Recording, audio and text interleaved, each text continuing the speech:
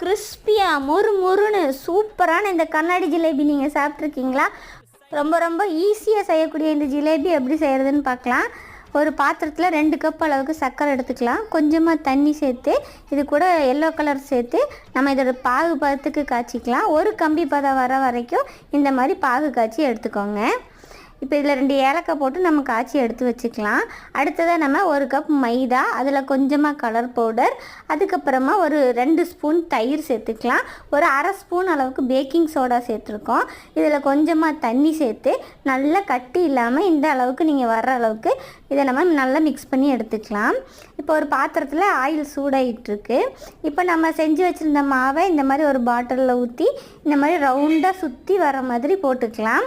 இப்போ இந்த மாதிரி நல்லா மொறுன்னு ஆனதுக்கப்புறமா அதை எடுத்து நம்ம சர்க்கரை பாகில் போட்டு 2 பக்கம் திருப்பி எடுத்தால் சூப்பரான ஜிலேபி ரெடி. சப்ஸ்கிரைப் பண்ண